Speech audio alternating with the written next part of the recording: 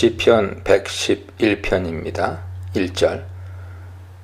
111편은 기본적으로 찬양시인데 동시에 지혜시적인 요소가 매우 강합니다.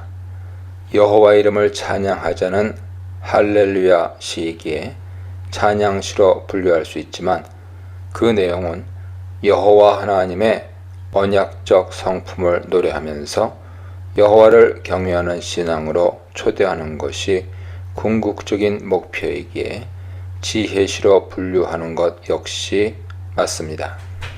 111편의 전체적인 흐름을 고려해보면 여호와 하나님이 어떤 분인가를 알려주는 것을 목표로 삼고 있음을 명확히 알 수 있습니다. 1절은 할렐루야라는 명령형을 사용하면서 하나님께 감사하자며 청중을 초대하고 있습니다. 특별히 초대하는 청중을 정직한 자들이라고 묘사하죠. 정직한 자란 지혜시에서 자주 사용되는 단어로 곧은 길을 가는 자라는 함의를 지니고 있습니다. 좌로나 우로나 치우치지 않고 여호와의 지혜만을 쫓아가려는 사람이 바로 정직한 자들입니다. 그렇다면 111편은 그 정직한 길의 어떠한 점을 우리에게 말하려는 것일까요? 그 내용이 2절로 9절에 펼쳐진 후에 10절에서 결론이 소개됩니다. 3절입니다. 2절과 3절은 하나님께서 하신 일이 크다는 사실을 반복해서 강조합니다. 2절은 여호와의 행사가 크기에 그 행사를 즐거워하는 자들이 그 행사를 찾고 구한다고 말합니다. 하나님이 어떻게 일하시는지 알게 되면 그분의 행사를 사모하고 구하게 된다는 것이죠. 그분이 행하시는 방식이 어떠한지 그 간략한 소개가 3절에 나타납니다. 그분이 행하시는 일이 존귀하고 엄미하기에 그의 의가 영원히 서 있다고 말합니다. 여기서 존귀와 어미는 영광을 뜻하죠. 하나님께서 하시는 일은 매우 영광스럽다는 뜻입니다. 의로 번역된 단어는 제다카라는 단어입니다. 하나님의 일이 영광스러운 이유는 그분의 행하심이 그분의 제다카를 드러내기 때문입니다. 이 단어는 관계적 함의를 지니고 있으므로 3절의 메시지는 하나님께서 만물을 향해 올바른 관계를 형성하고 계시다는 것이 됩니다. 하나님은 그가 지으신 만물, 그리고 특별히 그분의 공동체를 향해 의로움을 행하시는 분입니다. 이러한 의로우심은 4절 이후에서 그분의 성품을 통해 더 자세하게 묘사될 것입니다. 3절에서 한 가지 더 기억할 것은 하나님의 의가 서 있다라고 묘사되었다는 점입니다. 서다라는 표현은 단순한 일어섬을 뜻한다기보다는 효력이 있다 혹은 유효하다라는 의미를 지니는 것으로 보는 것이 좋습니다. 이 서다라는 단어는 111편 마지막 구절인 10절에서 다시금 사용되므로 잘 기억해 두는 것이 좋습니다. 4절로 9절입니다. 2절로 3절이 말한 여호와의 행하심에 대한 내용들을 구체적으로 펼쳐갑니다. 4절 상반절을 직역하면 여호와께서 그분이 하신 일의 놀라움에 대한 기억을 사람들을 위해 만들어내셨다가 됩니다. 하나님은 사람들이 하나님의 행위를 기억하기를 원하셨다는 것이죠. 그렇다면 하나님의 어떤 점을 기억하기 원하신 것일까요? 그에 대한 답이 4절 하반절에 주어져 있습니다. 바로 그분이 은혜로우시고 자비로우시다는 사실을 기억하기 원하셨다는 것이죠. 4절 하반절은 출애굽기 34장 6절의 요약 인용입니다. 금송아지 숭배 사건으로 시내산 언약을 파기하고 하나님의 진노를 받아야 할 심판 상황에 놓였던 이스라엘 백성이었지만 하나님께서는 아브라함 언약을 기억하셔서 그 후손인 이스라엘을 가나안 땅으로 인도하기 위해서 언약 관계를 회복해 주셨습니다. 즉, 이 인용구는 언약에 대한 성실하심이라는 여호와의 성품을 제시하고 있는 것이죠.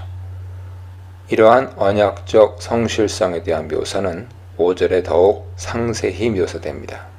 그분은 언약을 영원히 기억하시는 분임이 다시 한번 서술됩니다. 특별히 5절 상반절이 중요한데, 자기를 경외하는 자들에게 양식을 주신다고 말하는 이 표현은 육신적 양식 정도가 아니라 언약에 대한 성실하심을 공급하신다는 뜻이 되는데, 이러한 언약적 성실하심을 하나님을 경외하는 자들에게 공급하신다는 점이 중요합니다. 인자하심, 즉 언약적 성실성은 성경 전체에서 다양한 의미를 지니는데, 시편의 거시적 맥락, 즉 1권에서 3권 사이에는 다윗 언약을 중심으로 한 신학적 흐름이 나타나기에 인자하심이란 다윗 언약에 대한 언약적 성실하심을 뜻할 때가 많습니다. 그런데 5절은 이러한 언약적 성실성이 다윗 가문을 뛰어넘어 여호와를 경외하는 자에게는 누구에게나 임한다는 사실을 노래하고 있는 것이죠. 111편은 언약에 충실하신 여호와를 노래하는 동시에 그분의 이러한 언약에 대한 성실함을 얻기 위해 여호와를 경외하는 지혜자가 되어야 한다는 사실을 강조하고 있음을 알 수 있습니다. 6절은 여호와께서 자기를 경외하는 자들에게 열방의 기업을 허락하신다고 말합니다. 사무엘하 22장, 시편 1편, 18편 등의 다윗 언약에 따르면 열방을 다스리는 권세는 다윗에게 주셨는데, 이제 여호와를 경외하는 자들에게 열방을 다스리는 권세를 주신다는 매우 특별한 서술을 하고 있는 것이죠.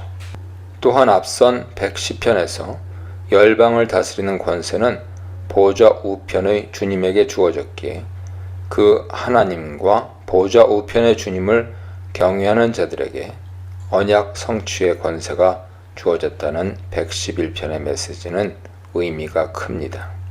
7, 8절은 여호와의 성품에 대한 추가적인 묘사를 제시합니다. 바로 진실과 공의죠. 7절에 정의로 번역된 미슈파트는 공의로 번역하는 것이 좋고, 8절에 정의로 번역되고 1절에서 정직한 자들에 사용된 야샤르는 정직으로 번역하는 것이 좋습니다. 하나님은 진실하게 행하시고 공의를 행하시며 정직하게 행하신다는 것입니다. 이러한 진실, 공의, 정직 세 단어는 언약에 성실하신 하나님의 성품입니다. 약속을 지키시기에 그분은 진실하신 분이며 그분의 통치 안에 있는 자들에게 바른 다스림을 베풀어 주셔서 공정한 사회를 이루게 하시며 항상 고든 방식으로 일하십니다. 9절은 하나님의 성품에 대한 마지막 묘사인데, 여호와께서 그 백성을 속량하사 언약을 영원히 세우셨다고 선언합니다. 언약을 영원히 세우셨다는 부분을 직역하면 그의 언약을 영원함에 대하여 명령하셨다가 됩니다. 즉, 하나님은 자신의 언약이 영원까지 이르도록 친히 정하시고 명하셨음을 알 수 있습니다. 그분의 언약적 성실하심은 잠시만 드러나는 것이 아닙니다. 그분의 언약은 반드시 성취되며 영원히 유효합니다. 언약 성취에 대한 모든 초점과 핵심은 그 언약을 이루시는 하나님 그분께 있습니다.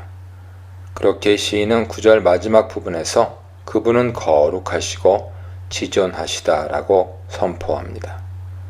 지존하시다로 번역된 노라는 경외 받으셔야 한다로 해석해야 하는 단어입니다. 5절에서 여호와를 경외하는 자들을 언급했는데 9절은 다시금 그분이 경외 받기에 합당하신 분임을 노래하고 있는 것입니다. 언약의 성실하심을 깨달은 자는 그분을 진심으로 두려워하는 신앙적 태도를 가져야 합니다. 10절입니다. 111편의 결론이죠. 여호와를 경외함이 지혜의 근본이다 라는 지혜 문학의 핵심 구를 소개합니다. 지혜를 추구함에 있어서 가장 중요한 것이 여호와를 두려워하고 경외하는 것입니다. 계명이라고 번역된 부분은 원문에 없죠. 그 뜻은 여호와를 경외하는 자들은 좋은 지혜를 지닌 자들이다 라는 의미입니다. 10절은 111편 전체를 마무리하면서 언약에 성실하신 여호와를 경외하는 것이 중요하다는 가르침을 주고 있습니다. 이 가르침은 이후 112편으로 곧바로 이어질 것입니다. 그를 찬양함이 영원히 서 있다라는 마지막 구절은 3절에 그의 의가 영원히 서 있다 하는 표현을 대체합니다. 여호와의 언약적 성실하심이 영원하므로 그 사실을 알게 된 자들은 영원히 주님을 찬양하게 된다는 것입니다. 암과 삶과 예배의 선순환, 찬양과 순종의 선순환, 순종과 축복의 선순환에 대해 묵상해 보시기 바랍니다. 시편 112편입니다. 1절. 112편은 두 가지 특징을 기억하면서 읽어야 합니다. 첫째는 111편에 나타난 여호와의 언약적 성품이 112편에 나타난 여호와를 경외하는 자에게 그대로 나타난다는 점이죠. 이런 점에서 111편과 112편은 마치 데칼코마니 같습니다. 111편은 여호와 하나님을, 112편은 그 여호와 하나님을 그대로 닮은 신앙인의 삶을 보여줍니다. 둘째는 112편이 시편 1편과 구조가 유사하다는 점입니다.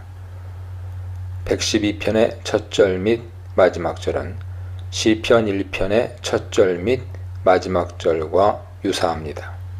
하나님의 계명을 즐거워하는 자가 복이 있다는 선언으로 시작하여 악인들은 반드시 멸망하게 된다는 예고로 마치고 있기 때문이죠.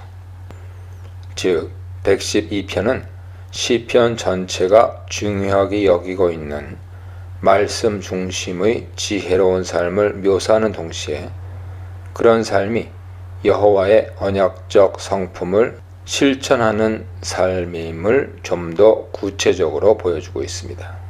1절은 여호와를 경외함의 이야기로 시작됩니다.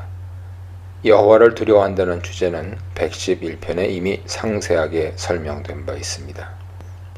여호와의 언약적 성실함은 그를 경외하는 자에게 임하게 되고 그분은 경외받으셔야 하며 그렇기에 그분을 경외하는 것이 바로 지혜의 근본입니다. 112편이 묘사하려는 복 있는 자란 111편이 묘사하는 여호와 하나님께 주목하여 그분을 경외하기로 결정하고 실천하는 사람임이 분명합니다. 그런데 1절 상반절은 여기서 한 걸음 더 나아갑니다. 여호와 경외를 계명을 즐거워하는 것으로 연결시킵니다. 구약 성경에서 계명, 즉 율법이란 언약 백성의 삶의 방식과 그 실천 방도를 뜻하죠. 언약 백성이 되었기에 하나님의 백성이 되었기에 그 하나님을 닮은 삶을 살아 그 하나님의 모습을 그대로 드러내야 하기에 그렇게 살기 위한 원리와 방식으로 율법을 주신 것입니다. 율법을 따르고 지키는 삶이 바로 여호와를 경외하는 삶이라는 뜻입니다. 2절, 3절입니다. 그렇다면 여호와를 경외하고 계명에 순종하는 자에게 주어지는 복은 무엇일까요? 2, 3절은 그 복된 삶의 내용을 간략하게 서술합니다. 먼저 2절은 여호와를 경외하는 자는 이 땅에서 권세와 힘을 얻게 된다고 말합니다. 땅에서 용사가 되며 부와 재물이 그 집에 있게 됨을 약속합니다.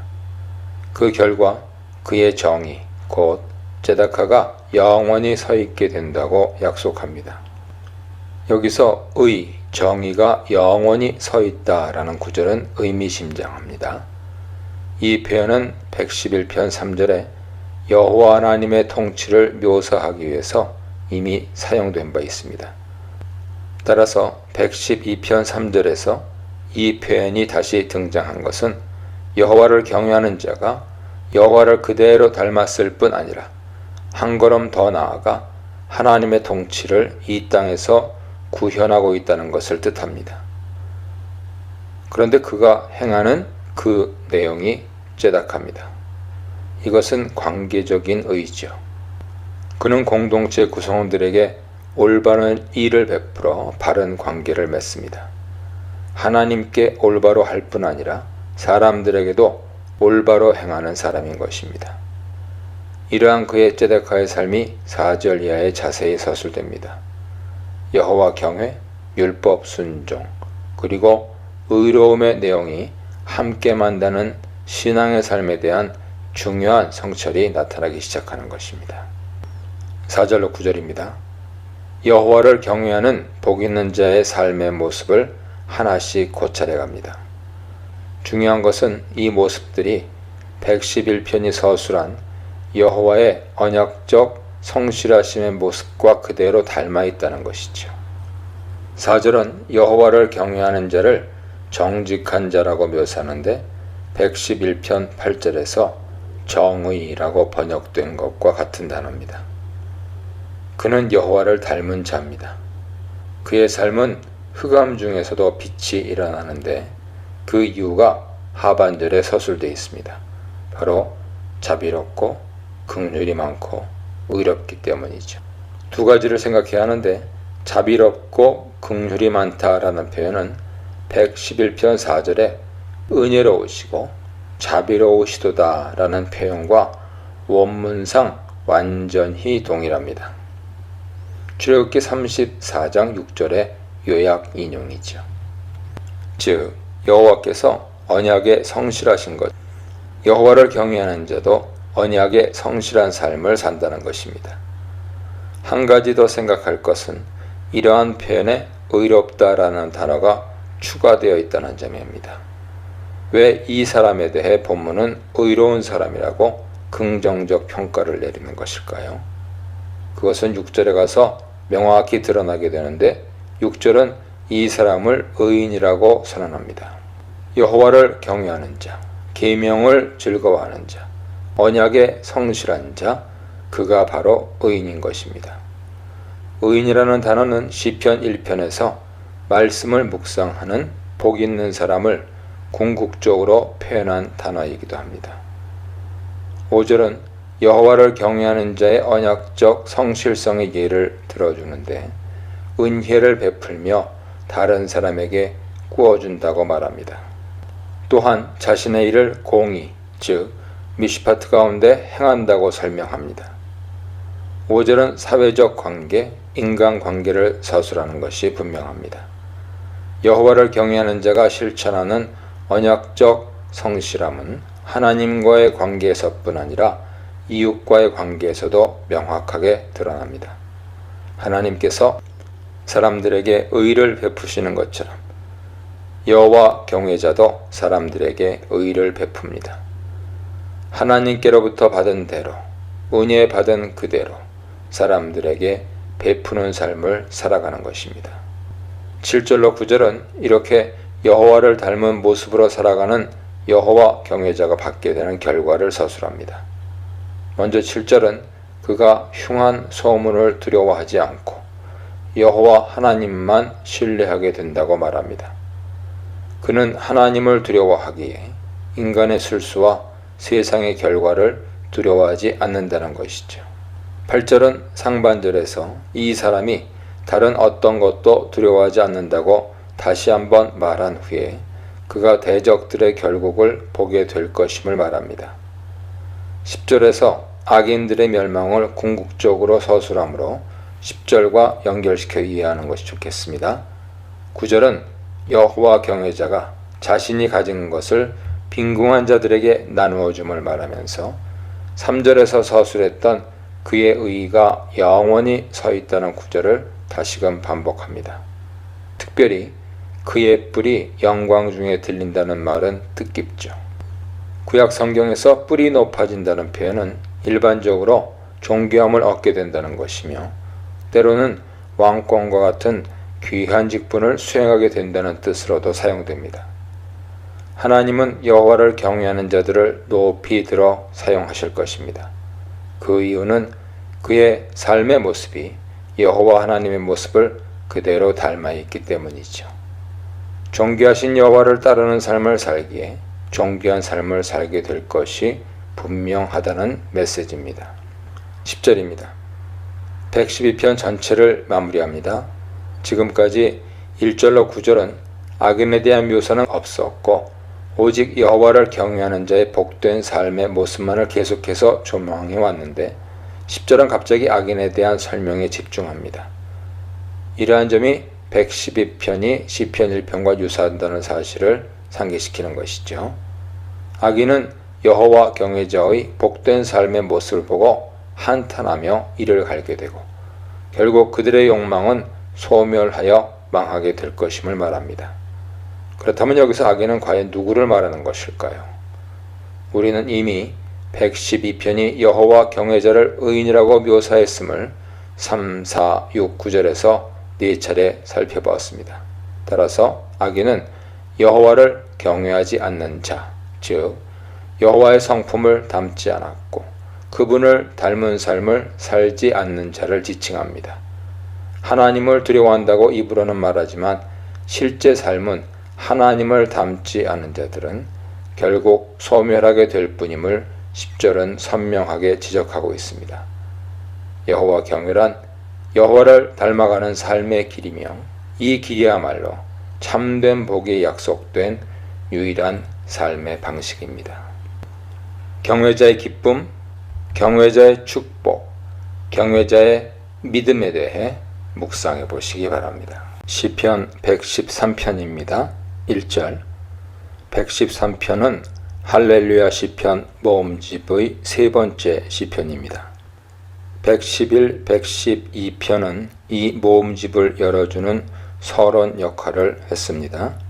110편은 보좌 우편의 주님이 여호와의 통치를 실현한다고 말했는데 111, 112편은 여호와를 경외하는 자가 여호와의 통치를 이 땅에 구현한다고 말합니다. 110편 및 111편에서 118편은 서로 다른 방향의 하나님 나라의 성취를 말하고 있는데 두 가지 방향성 모두 결국은 신약의 예수님에게서 놀랍게 성취됩니다. 111, 118편 맥락에서 보자면 111, 112편이 말한 여호와 경외자의 모습을 113편에서 118편이 차례로 설명해 나가는 것인데 그 첫 번째 시편이 113편이며 이를 위해 사무엘상 1, 2장에 한나와 사무엘 이야기를 거론하고 있습니다. 1절은 여호와 하나님을 찬양하자고 우리를 초대하는데 청중을 여호와의 종들이라고 명명하고 있다는 점이 중요합니다. 여호와의 종들은 복수형으로서 신앙 공동체 전체를 가리키는 표현입니다. 시편 1에서 3권 사이에 하나님 나라를 실현하는 존재는 다윗 왕권이라는 단수형으로 표현된 바가 있는데 이제 111에서 112편은 여호와를 경외하는 자, 즉 다윗 왕권보다 더 포괄적인 공동체적 개념을 사용하기 시작하더니 113편에 와서는 여호와의 종들이라는 더 넓은 범주로 표현하고 있는 것입니다. 2절로 4절입니다. 그렇다면 이 여호와의 종들이 여호와를 찬양하는 방식은 어떠해야 할까요? 2절, 3절은 여호와께 드려지는 찬양에 대한 시간적, 공간적 범주를 설정합니다. 2절은 이제부터 영원까지라고 말함으로써 여호와께 대한 찬양은 모든 시간 가운데 이루어져야 함을 제시했고 3절은 해 돋는 데부터 해 지는 데까지라고 말함으로써 여호와께 대한 찬양이 모든 공간에서 이루어져야 함을 말했습니다. 즉, 여호와께 드려야 할 찬양은 모든 공간과 시간을 포괄하는 우주적인 행위여야 한다는 점이죠. 2절에서 3절은 찬송 받는다 라는 말이 나오는데 모두 수동 분사로 사용되었기에 여호와께서는 찬양 받으시기에 합당하신 분이다 라는 의미를 전달하고 있음이 분명합니다. 즉, 여호와 하나님은 우주적인 찬양을 받으셔야 할 그런 존재라는 사실이죠. 그렇다면 여호와께서 그러한 광대한 우주적 찬양을 받으셔야 할 이유와 근거는 무엇일까요? 그 이유가 4절에서 설명되고 있는데 바로 그분은 모든 열방보다 높으시고 그 영광은 하늘보다도 높으시기 때문입니다. 높다라는 말의 함의는 단순한 거리적 고도를 말하는 것이 아니라 하나님께서 피조 세계에 대해서 가지고 계신 통치권을 뜻하죠. 따라서 4절은 여호와께서 만물을 다스리는 통치자이심을 말하고 있음이 분명합니다. 그분이 찬양을 받으셔야 할 이유는 왕이시며 주권자셔서 모든 것을 다스리고 계시기 때문입니다. 5절로 9절입니다. 5절은 수사 의문문으로 시작합니다. 여호와와 같으니 누구리요? 라는 문장은 사실 미가 7장 18절로 20절에도 등장하는데 여호와 하나님과 같은 분은 없다는 뜻이기도 하며 그 하나님께서 어떤 분이신지 서술해 나가겠다는 의미이기도 합니다. 5절 하반절부터는 이 세상의 유일한 왕이시고 그분과 같은 존재는 있을 수 없는 그 여호와 하나님에 대한 구체적인 서술이 나옵니다. 111, 112편의 흐름을 돌이켜보면 사실 그 여호와 하나님의 언약적 성품에 대한 묘사는 111편에서 이미 충분히 기술되었고 그 여호와의 모습을 닮은 신자의 모습 역시 이미 112편에서 상세하게 주어졌습니다. 그렇다면 하나님에 대한 어떠한 내용을 113편이 소개할지 궁금해지게 되죠. 놀랍게도 5절로 9절은 구약시대 이스라엘 사람들이 너무나도 잘 알고 있었을 한나의 노래, 사무엘상 2장에 나오죠. 한나의 노래를 활용하여 하나님에 대해 설명하기 시작합니다. 한나의 노래는 이스라엘 왕정 전체에 대한 해석의 렌즈를 제공하는 중요한 본문입니다. 그 핵심은 교만한 자는 낮추시고 겸손한 자는 높이신다는 것이며 이것이 이스라엘 왕들이 명심해야 했던 통치 원리였습니다.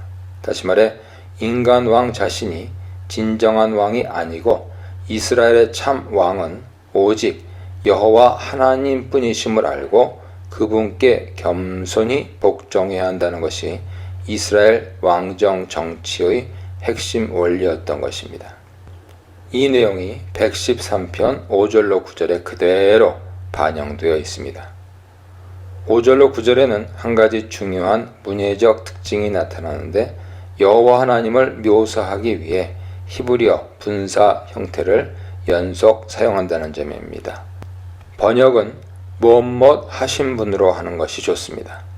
첫 번째 분사는 5절에 나타난 높은 곳에 앉으신 분입니다.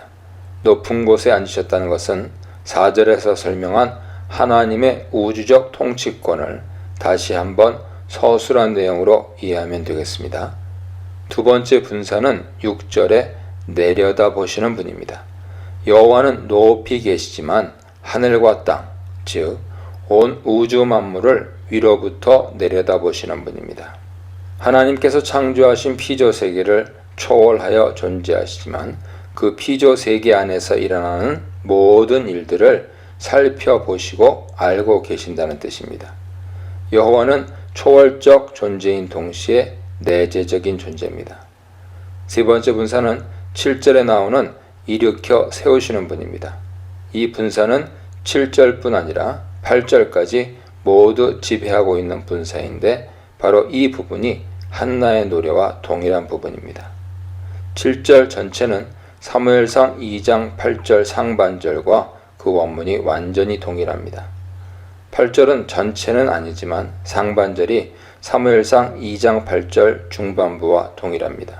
다시 말해 7, 8절은 사실상 한나의 노래의 인용인 셈이죠. 여호와는 지도자를 세우심에 있어서 한 가지 기준이 있으신데 가난한 자를 들어서 일으키시고 궁핍한 자를 들어 세우신다는 것입니다. 7, 8절 자체에 교만과 겸손의 대조가 나타나지는 않았지만 한나의 노래 일부를 아예 인용했다는 사실은 구약 성경에 익숙했던 이스라엘 사람들에게는 한나의 노래 전체를 인용하는 것과 동일한 메시지를 전달했을 것입니다.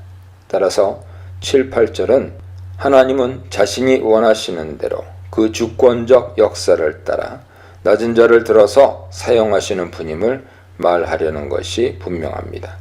이러한 사실은 8절 후반부에서 그의 백성의 지도자들이라는 표현이 등장하는 것을 생각할 때 더욱 확실해집니다. 이 표현은 사무엘상 2장 한나의 노래에는 나오지 않는 표현이죠. 하나님은 자신을 대신하여 언약 백성을 다스릴 지도자를 뽑으실 때에도 높은 자를 택하지 않으시고 낮은 자를 택하여 사용하십니다. 113편의 결론부인 9절은 임신이라는 주제를 다룸으로써 한나의 노래와의 연관성을 더욱 강화합니다. 그 집에 임신하지 못하던 여자를 회복하셔서 어머니가 되게 하시고 기쁨의 존재가 되게 하신다는 것입니다. 이것은 두 가지 가능성을 포함하고 있습니다.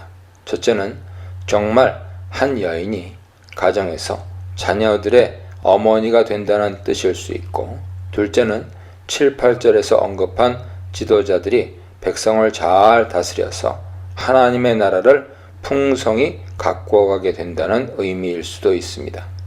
이런 해석의 이중성은 사무엘상 1장의 한나 이야기와 2장의 한나의 노래가 이미 내재적으로 갖고 있는 특징이기도 한데 113편의 결론부에서도 동일하게 쓰이고 있습니다. 그렇다면 113편은 왜 왕정 통치의 원리를 말하는 한나의 노래 주제를 왕이 아닌 여호와의 종들에게 들려주고 있는 것일까요? 앞서 말한 대로 111, 112편은 108편에서 110편과는 달리 더 이상 다윗의 시편이 아닙니다. 또한 110편 및 111, 112편은 다윗 왕권을 뛰어넘어 언약을 성취하는 존재들에 대해 설명하기 시작했습니다. 110편은 보좌 우편의 주님, 111, 112편은 여호와의 통치 및 그 통치를 구현하는 여호와 경외자에 대한 내용이죠. 이제 113편은 그 여호와 경외자들에 대해 설명하면서 경외자들이 낮고 겸손한 자세로 신앙의 길을 간다면 다윗 왕권이 감당하도록 하셨던 하나님 나라 통치 구현의 사명을 감당할 수 있게 될 것이라고 선언하고 있는 것입니다. 찬양받기에 합당하신 주님, 홀로 찬양받기에 합당하신 주님, 놀라운 구원 역사로 찬양받으실 주님에 대해 묵상해 보시기 바랍니다. 시편 114편입니다. 1, 2절. 114편은 111편에서 118편 흐름에 상당히 독특한 특징들을 보여줍니다. 우선 111편에서 113편의 서두에 공통적으로 나타나는 할렐루야라는 명령형이 나타나지 않습니다. 이 명령형은 115편에서 117편에서는 시의 맨 마지막에 나타납니다. 즉 114편은 이러한 할렐루야 명령형의 위치가 변화되는 정중앙에 위치하고 있으면서 할렐루야는 보여주지 않습니다. 다시 말해 하나님을 찬양하는 것이 이 시편의 궁극적인 목표는 아니라는 것이죠. 114편의 목표는 오히려 과거의 역사적 사건을 언급하므로 111편에서 118편 흐름에서 어떤 특별한 메시지를 보여주려는 것 같습니다. 또 한 가지 특징은 출애굽 및 가나안 정복과 관련된 사건들을 계속해서 언급한다는 점이죠. 111편에서 118편의 흐름이 대개 과거의 구속사 사건에 집중하기보다는 열방과 세계를 다스리시는 하나님의 광대한 통치에 더 관심을 기울이는데 114편은 예외가 됩니다. 1절은 이스라엘이 애굽에서 나온 출애굽 사건을 114편 전체의 기본적인 배경으로 설정합니다. 특별히 애굽을 언어가 다른 민족으로 설정하면서 이스라엘과 차별화를 시도하고 있으며 이스라엘을 야곱의 집으로 표현함으로써 집이라는 단어를 통해 아브라함 언약을 통한 구속사의 진전에 관심을 표명합니다. 여기서 우리는 2절에 나타난 유다와 이스라엘에 대한 선택이라는 주제에 주목해야 합니다. 2절은 114편 전체를 이해하는 데 있어서 핵심이 되는 중요한 구절이죠. 2절 상반절은 여호와께서 유다를 그의 거룩 혹은 거룩한 성소로 선택하셨음을 말하며 하반절은 이스라엘을 그의 통치가 이루어지는 왕국의 영역으로 삼으셨음을 말합니다. 구약 성경에서 하나님의 선택이라는 주제는 매우 중요하죠. 창세기 2장에서 하나님은 에덴 동산이라는 모델을 선택하셔서 그 모델에서 하나님 나라가 성취되므로 온 우주 피조 세계에서 하나님 나라가 완성되게 하려는 방식을 취하셨습니다. 즉 에덴 동산은 온 우주의 모형이었던 것입니다. 이러한 모형의 개념은 구속사에서 그대로 다시 드러납니다. 온 열방의 모형으로 이스라엘이 선택되었고 온 공간의 모형으로 가나안 땅이 선택되었고 온 시간의 모형으로 안식일 및 절기들이 선택되었습니다. 이러한 점에서 2절이 유다, 이스라엘을 하나님의 공간 혹은 하나님의 선택된 민족의 모형으로 이해하고 있다는 점은 의미 깊죠. 하나님께서 이스라엘 민족을 선택하신 사건, 즉 구속 사건은 창조 사건의 회복을 위한 것입니다. 이스라엘만을 선택하고 구원하시려는 것이 아니라 온 열방을 구원하시기 위해서 중간적인 임시 통로로 이스라엘을 제한적으로 사용하신 것입니다. 그래서 구약 성경에서는 창조의 주제와 구속의 주제를 함께 사용하면서 구속을 재창조 혹은 새 창조로 이해합니다. 114편에서는 이러한 구속 사건을 과거 역사 가운데 언급하는데 이러한 구속 사건을 이루시기 위해서 창조주로서의 능력이 사용되었음을 집중적으로 조망합니다. 3절로 6절입니다. 먼저 3절로 6절은 출애굽 때 하나님께서 일하셨던 특정한 사건들을 언급합니다.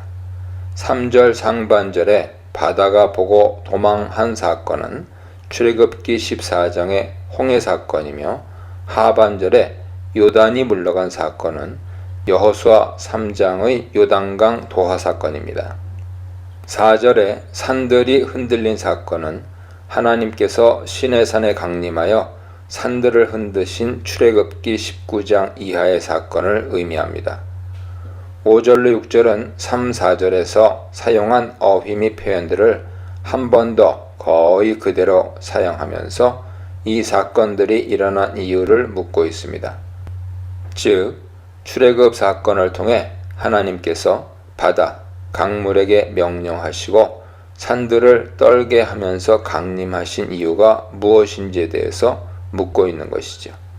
사실상 3절로 6절의 짧은 본문만으로 이 질문에 대한 대답을 찾아내기는 쉽지 않습니다.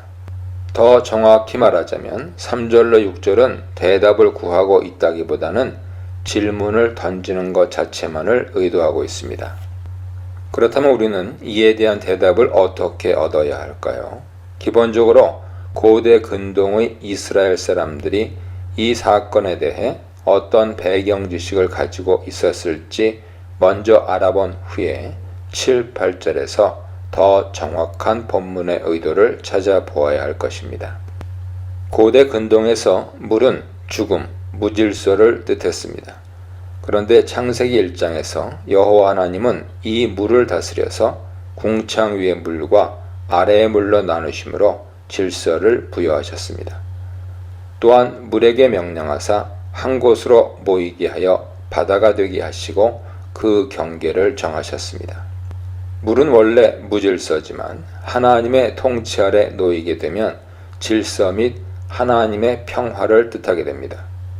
출애굽 사건에서 홍해를 가르신 사건, 요단강 물을 멈추신 사건은 모두 창세기 1장에서 하나님께서 물을 다스리신 창조 사건을 기초로 해석해야 합니다.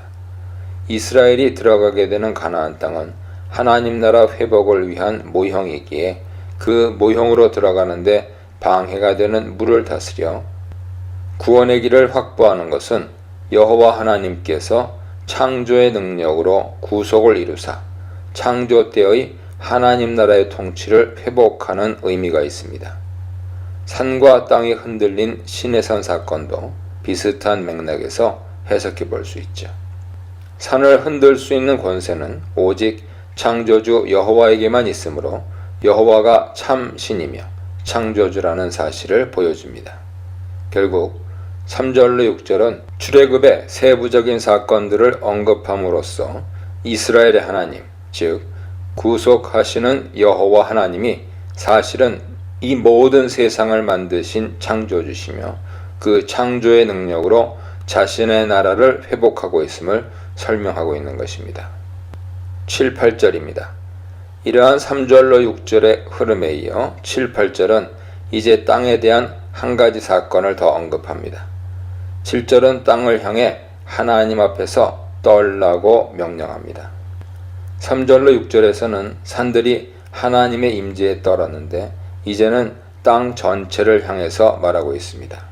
그 이유가 8절에서 제시되는데 바로 출애굽기 17장에 나오는 마사 무리바 사건입니다.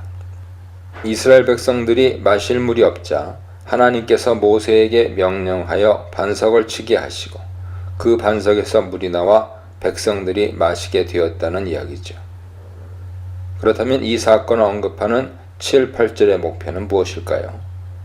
8절은 상반절과 하반절의 평행법 구조를 통해서 반석이 연못이 되었고 굳은 돌이 샘물이 되었다고 묘사합니다. 그런데 여기서 주목해야 할 것은 8절의 주어입니다. 이 모든 행위를 한 주체는 모세가 아닌 여호와 하나님으로 서술되고 있습니다. 즉 창조주 되신 하나님께서 이 일을 행하셨다는 것이죠. 상반절과 하반절에 반복된 대로 반석이 물이 되었다는 것은 불가능한 일을 하나님께서 가능하게 하셨다는 것입니다. 동시에 3절로 6절에서 반복 서술된 것처럼 물에 대한 통치권을 하나님께서 가지고 계셔서 그의 통치 아래에서 물이 회복과 구원을 위해서 사용된다는 것이 드러납니다. 114편의 흐름에서 7절로 8절이 하는 역할은 분명합니다. 하나님은 창조주이시기 때문에 불가능한 것을 가능하게 하시며 구속의 역사를 이루기 위해 만물의 창조 때 사용하셨던 그 전능하신 능력을 다시금 사용하신다는 사실입니다. 111편 및 113편은 여호와 하나님이 만물 곧 우주 전체의 통치권을 가지고 계심을 반복해서 언급했습니다. 이제 114편은 그 창조주께서 이스라엘을 선택하셨고 가나안 땅을 선택하셔서 그 능력으로 구속사를 진행하셨음을 언급했습니다. 114편은 이러한 특별한 구속사적 의미를 부여함으로써 115편에서 117편으로 이어지는 중간 연결 지점을 형성합니다. 이스라엘을 통해 열방으로 제사장 가문 다윗 왕가를 통해 여호와를 경외하는 공동체 전체로 다시금 확장되어 나갈 근거를 마련한 것입니다. 114편의 메시지는 분명합니다. 이스라엘을 선택하신 여호와는 우주 전체를 다스리시는 분이며 그 우주적 구원을 반드시 다시 이루실 분입니다. 어디든지 하나님의 성소, 무엇이든 하나님을 드러내는 도구, 누구든 하나님 앞에서 떨매대해 묵상해 보시기 바랍니다.